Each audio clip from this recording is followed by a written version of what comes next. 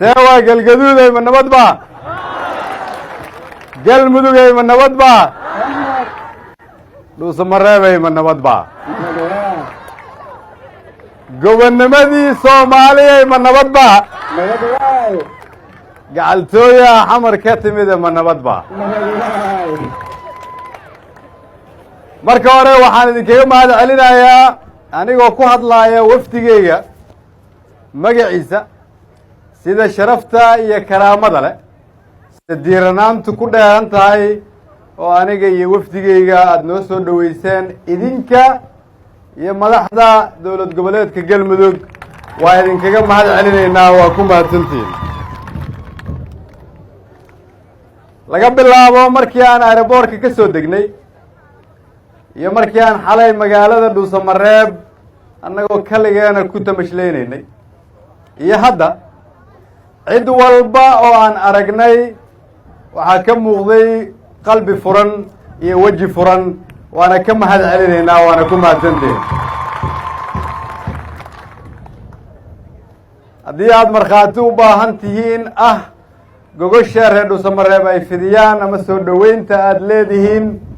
fariintaas anaa idinka qaadaya haddii ilaaha yidhaahdo halkani waa magaalo soomaaliyeed oo qadiimi ah oo ka mid ah gobollada soomaaliyeed kuwa ugu baaxadda weyn halkan waa meeshii la oran jiray xilligii uu sayidku noolaa waa magaalooyinka leh daaro dhaadheer ama meeshii la dhihi jiray dahar dheer halkan aan taagannahay waxa ay ka mid ahaan jirtay inta aanay galmudug noqon galgaduud galgaduudna waxa ay ka kooban tahay gal iyo gaduud gali waa balli oo aan idiin sheegi doono gaduudna waa carrada hortiina taage fadhida aad aragtaan gaduudkaasi waa tii loogu heesay dhul gaduudan oon gogol doonahayn waa waxa dalkeenna u gaara heelaynagu gatee soo maaha waa tii ay gabdhaha soomaaliyeed dhihi jireen aan isguursanay dhulkii gobonnimadii ee galgaduudige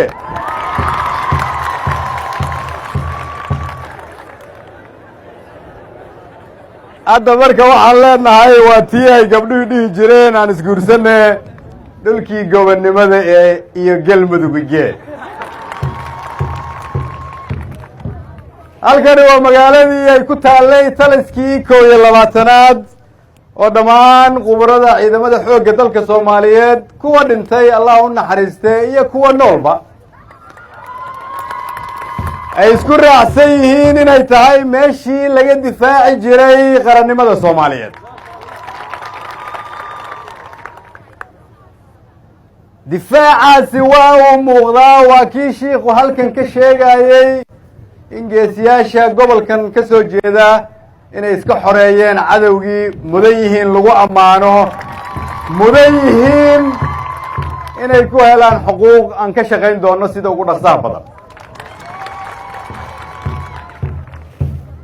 magaaladanu waa magaalada haddii aad aragto xarumaha dowladeed ee dowladii dhexe ay lahayd magaalada ugu xarumo badnayd halkan aan joogno oo la dhihi jiray inji oo lagu xarayn jiray raashinka dalka soomaaliyeed gobolladiisa laga qaybiyo waxa ay weli astaan ka tahay taariikhda magaaladana ay lahayd halkan inkastoo aan qorraxda taagannahay waa meeshii uu ka yidhi qoraagii jarmalka ahaa galgaduud iyo dhuusamareeb dhulka hoostiisa waxaa maraa webiga africa ugu weyn biyaha ku hoos jirana waxa ay oon tiri karaan dalka soomaaliyeed oo dhan abaar kama jirte in laga shaqeeyay u baahan tahay halkani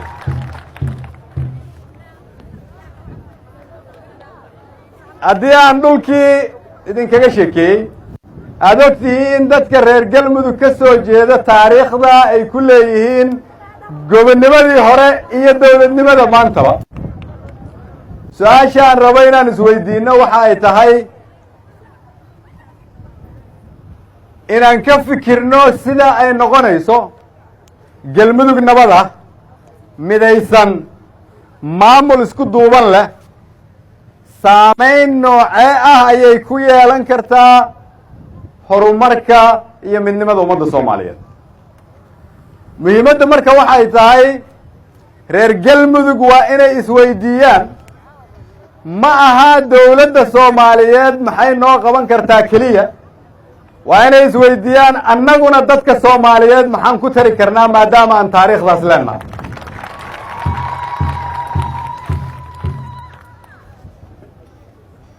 waxaan aaminsanahay in galmudug midaysan isku duuban loo wada dhan yahay ama dhuusamareeb joog ama caabud waaq joog ama cadaado joog ama gaalkacyo joog ama ceeldheer joog ama kuwa naga maqan weli oo ceelbuur ugu horeysa joog macnaheedu waxa ay tahay haddii aad tahay reer galmudug inaad ka fikirtaa mustaqbalka iyo horumarka waxaa naga hor taagan keliya inaan aqbalno inaan madowno mararka qaarkood waa la kala fikir duwanaan karaa laakiin laguma kala fikir duwanaan karo jacaylka dalka iyo dadka soomaaliyeed loo qabo gaar ahaan dadka reer galmudug kuma fikir duwanaan karaan kuma kala fikir duwanaan karaan inay u midoowaan danta guud ee reer galmudug soo intaas kuma raacsanin sidaa la socotaan dowladda federaalka labadii sano oo madaxweynaha iyo anigu aan joognay waxaa ku socday dib u habeyn hay-adaheeda dhaqaalaha iyo hay-adaheeda amniga iyo hay-adaheeda siyaasadda iyo hay-adaheeda arrimaha bulshada dib u habeynta dhaqaalaha ayaa waxa uu dhaliyey in qof walba oo soomaaliyeed oo dowladda u shaqeeya madax iyo shaqaalaba inay helaan xuquuqda ay dowladda ku leeyihiin bil walba sidii aan shaqada u bilownay waxaa kordhay dhaqaalihii dalka wuxuu dalku qalka u saaran yahay inay dunidu u timaado deyntana laga cafiyo dib habeynta lagu sameeyey hay-adaha amniga dalka waxay iyana qarka u saaran yihiin in dalkii dib loo xoreeyo askari walba uu helo qoondada uu dowladda ku leeyahay ciidankeena uu noqdo ciidan tayaysan hay-adaha siyaasaddana waxay qarka u saaran yihiin inay dhammaystiraan in dastuurkii dalka la dhammaystiro laga heshiiyo awood qaybsiga la dhammaystiro khayraad qaybsiga aan u gudubno dowlad bixiso adeegyo ku salaysan qarniga 21aad sidaas daraaddeed ayaa waxay muhiim tahay halkan in laga dhiso dowlad goboleed xooggan oo midaysan ka qayb qaadata horumarka dalka u adeegta danaha reer galmudug ka fikirta mustaqbalka fog waxaan soo jeedinayaa marka haddii aad tihiin reer galmudug ganacsade aqoon-yahan siyaasi rag iyo dumar faqiir iyo taajir dhallinyaro iyo waayeel qof walba oo reer galmuduga waxaan leeyahay horumarka dalka soomaaliyeed uu ku tallaabsanayo waxaa la rabaa inay aasaas u ahaato dowlad goboleed loo wada dhan yahay oo reer galmuduga annagoo marka kulligiin reer galmuduga waxaa nagu waajib ah inaan aqbalno meel walba oo aan galmudug ka joogno dhallinyaradeenna soo kordhaysa oo 75% ah oo reer galmudug ah waxaa hor taagan keliya inaan muujino midnimo una samayno dowlad goboleed ku xiran dowladda federaalka oo iyaga u adeegta ganacsatada reer galmudugna waxaan ugu baaqayaa inay gobolkooda maal gashtaan halkan ayay tahay meesha ay ka yimaadeen halkan ayay tahay meesha loogu dabaaldegi doono halkan ayay tahay meesha ay ku dambayn doonaan waxaan u mahad celinayaa madaxa fulinta dowlad goboleedka galmudug sheekh shaakir iyo madaxweyne xaaf oo labaduba aqbalay inay ka dhacdo galmudug doorasho dib loogu yegleelayo galmudug mug weyn oo dhammaystiran. su-aashu waxay tahay marka reer dhuusamareebeedow diyaar ma u tihiin doorasho? diyaar ma u tihiin galmudug xooggan oo cusub in la dhiso? ma soo dhowaynaysaan maadaama aad magaalo madax tihiin reer galmudug oo dhan shuruud la'aan meel walbay ka imaanayaan?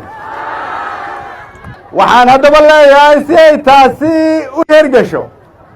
magaalo madax waa inay magaalo madax u ekaataa.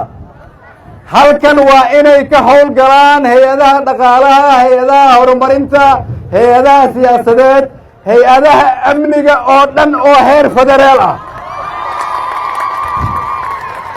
waa in hay-adihiina amniga iyo kuwa heer federaal ay gacmaha isqabsadaan si halkan looga muujiyo xasilooni,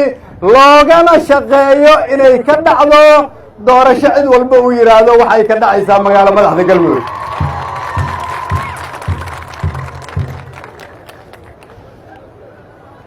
waxaan idinkugu imid inaan idinkala shaqeeyo galmudug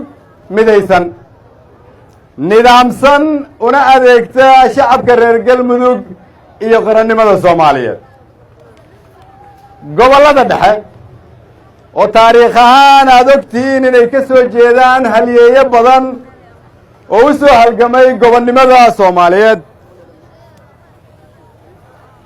ama reer galmudug taariikhda haddii dib loo raaco reer galmudug waxa ay yihiin dad soomaaliyeed oo la dhihi karo inay qaybta ugu weyn ka ahaayeen xorriyaddii soomaaliyeed. sidaas daraaddeed 70 sano ka hor ayuu allah u naxariistee cabdullaahi ciise waxa uu soomaali iyo reer galmudugba kula dardaarmi jiray inuu yidhaahdo qabiilku waa dilaaga qarannimada soomaaliyeed. 70 sano kadib allah u naxariistee cabdullaahi ciise waxaan leenahay dadaalkii aada u soo gashay waa kaaga mahad celinaynaa, laakiin 70 sano kadib innagoo isaga xasuusanayna waxaan leenahay aan ka fogaano qabiilka, aan dhisno galmudug midaysan, aan u hiilino qarannimada, aan xasuusanno meesha aan ka nimid iyo fursadda aan haysanno. waxaan idiin ballan qaadaynaa in dowladda federaalku ay idin garab taagan tahay, ka shaqaynayso danihiinna, idinkala shaqayn doonto galmudug dhammaystiran, laakiin ma lagu shaqayn karo galmudug dhicisa. ugu dambayntii waxaan ugu baaqayaa xildhibaan walba oo halkan ka soo jeeda, senator walba oo halkan ka soo jeeda, siyaasi walba oo halkan ka soo jeeda, ganacsato walba oo halkan ka soo jeeda, iyo qof walba oo rag iyo dumara oo ku abtirsata reer galmudug. waxaa naloo xil saaray inaan u adeegno shacabka reer galmudug, nalooma xil saarin annagu inaan iska qabsanno dana gaarana ka raadino. aan dhisno dowlad goboleedkii dhammaystirnaa oo reer galmudug ay xaq u lahaayeen. waa mahadsantiin.